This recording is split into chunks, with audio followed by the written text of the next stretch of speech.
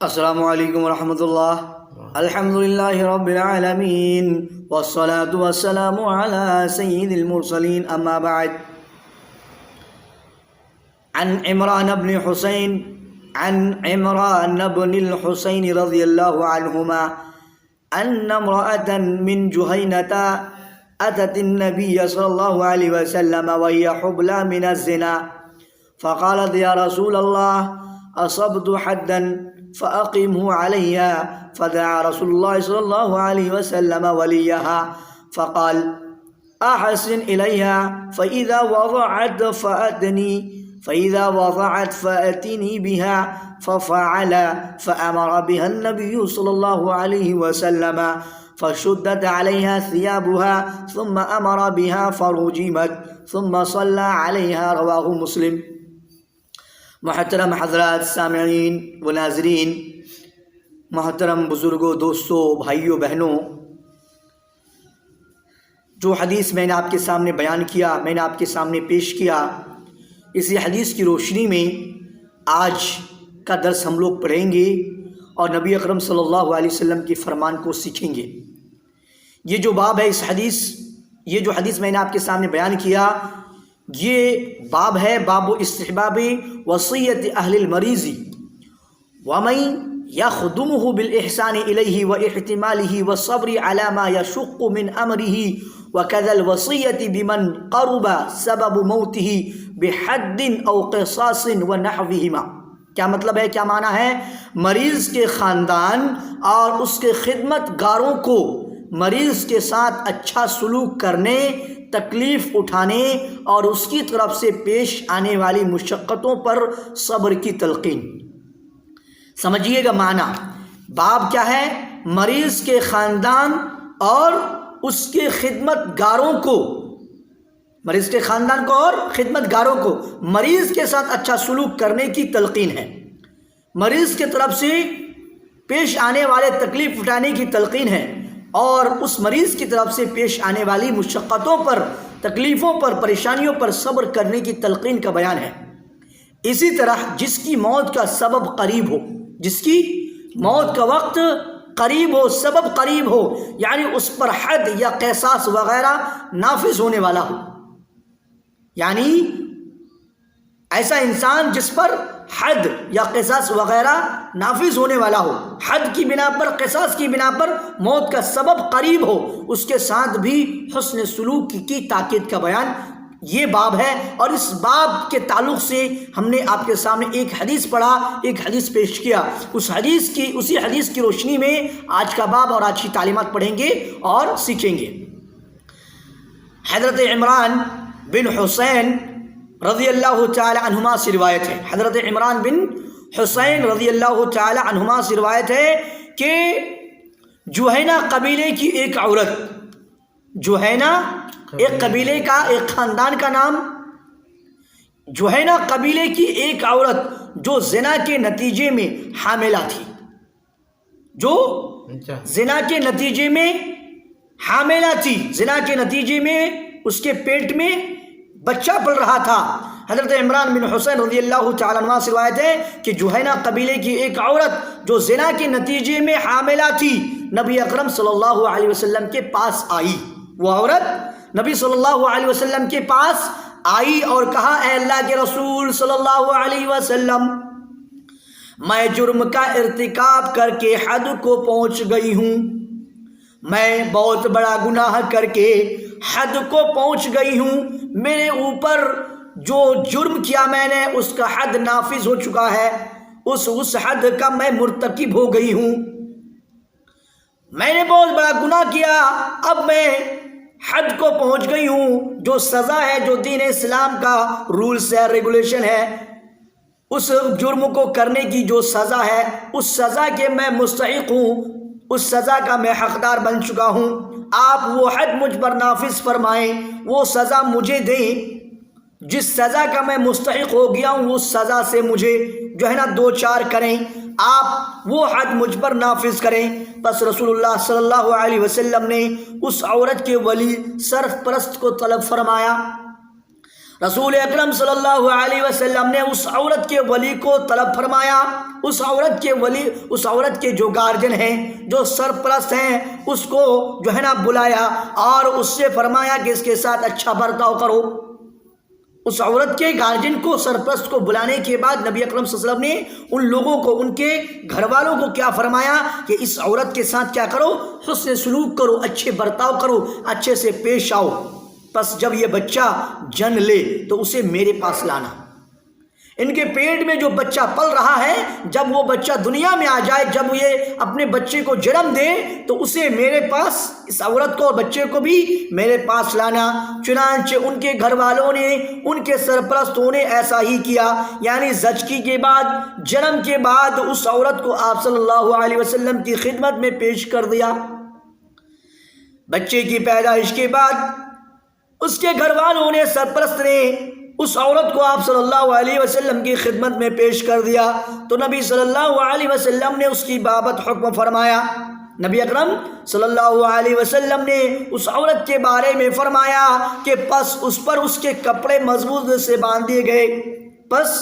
اس پر اس کے کپڑے، یعنی عورت پر اس کے کپڑے مضبوطی سے باندھ دے گئے۔ پھر آپ صلی اللہ علیہ وسلم کے حکم سے اسے سنگسار کر دیا گیا۔ پھر آپ نے اس کی نماز جنازہ پڑھی۔ پھر آپ صلی اللہ علیہ وسلم نے،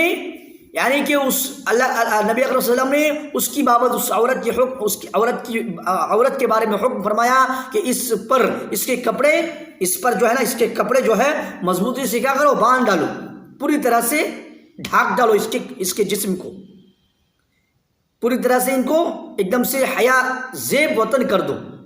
اس کے بعد آپ صلی اللہ علیہ وسلم کے حکم سے اسے اچھے پورے کپڑے سے مضبوطی سے کیا کرا؟ باندھ دیا گیا۔ پھر آپ صلی اللہ علیہ وسلم کے حکم سے اسے سنسار کر دیا گیا۔ آپ صلی اللہ علیہ وسلم کے حکم سے اسے پتھر مار مار کر رجم کر دیا گیا۔ پھر آپ نے اس کی نماز جنازہ بھی پڑھی۔ میرے اسلامی بھائیوں، اس حدیث سے ہمیں بہت کچھ سیکھ ملتا ہے۔ آج اگر اس طرح کا کوئی گھٹنا، کوئی واقعہ پیش آتا ہے تو ہم اس کو بری نظر سے، ترچھی نظر سے دیکھتے ہیں اور اس کے ساتھ حسن سلوک نہیں کرتے، اچھے سے پیش نہیں آتے۔ اس کے ساتھ اسی ٹائم سے جب معلوم ہو جاتا ہے، اسی ٹائم سے اس کو ہم جو ہے نا پتہ نہیں پتہ نہیں ان کے ساتھ کیا کیا حرکتیں کرتے ہیں اور کس طرح سے ان کے ساتھ پیش آتے ہیں۔ اور اسی طرح سے اگر اس طرح کا معاملہ ہوتا ہے اور اس طرح کے لوگوں کی موت ہو جاتی ہے، اس طرح کے لوگ اگر قدرتی موت بھی مرتا ہے، قدرتی موت بھی مرتا ہے، موت واقع ہو جاتی ہے، تو موت واقع ہونے کے بعد بہت سارے ایسے لوگ، اچھے اچھے لوگ، نماز پڑھنے والے لوگ بھی ایسے لوگ ہیں جو اس طرح کے لوگوں کی نماز جنازہ پڑھنے کے لیے کتراتے ہیں،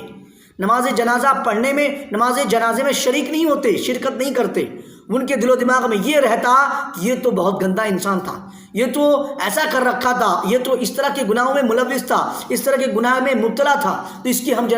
نماز جنازہ میں کیوں شریک ہوں، کیوں جائیں؟ میرے اسلامی بھائیوں، یہ جو حدیث ہے، آپ نبی اکرم صلی اللہ علیہ وسلم سے زیادہ معظم نہیں ہے، نبی اکرم صلی اللہ علیہ وسلم سے زیادہ عظیم نہیں ہے، نبی اکرم صلی اللہ علیہ وسلم سے زیادہ بڑے نہیں ہیں، نبی اکرم صلی اللہ علیہ وسلم سے زیادہ آپ کی فضیلت اور اہمیت نہیں ہے۔ نبی اکرم صلی اللہ علیہ وسلم کی تعلیمات کو دیکھیں، نبی اکرم صلی اللہ علیہ وسلم کے فرمان کو دیکھیں کہ نبی اکرم صلی اللہ علیہ وسلم کے پاس ایک حاملہ عورت آئی، حاملہ عورت آئی، اس کے ساتھ کس طرح سے ویوہار کیا، کس طرح سے ان کے ساتھ حسن سلوک کے ساتھ پیش آیا، اور پھر پیش آنے کے بعد یہ جو معاملہ کیا نا، سنسار کر دیا گیا۔ یہ اللہ کا حکم ہے، اللہ کے حکم کو جو ہے، اللہ کے حکم کی پابندی کرتے ہوئے جو ہے نا، اور اس عورت کا بھی شوق تھا، جذبہ تھا، جذبہ کو دیکھیے، ان کی ایمان بھی دیکھیے کہ گناہ تو کر لیا لیکن پچھتاوا تھا، گناہ تو کر لیا تھا لیکن پچھتاوا تھا۔ اور اسی لیے وہ عورت آنے کے بعد نبی اکرم صلی اللہ علیہ وسلم سے اس عورت نے عرض کیا کہ اللہ کے رسول، آپ مجھ پر حد نافذ کریں۔ لہٰذا میرے اسلامی بھائیوں، اس لیے ہمیں جسٹیفائی نہیں کرنی ہے کسی کی موت پہ، کوئی مر جاتا ہے، کسی بھی طرح کا مسلمان ہے، کسی بھی طرح کا انسان ہے، اگر مسلمان سماج سے ہے، مسلم معاشرے سے ہے، زندگی میں کبھی نہ کبھی تو کلمہ پڑھا ہوگا، زندگی میں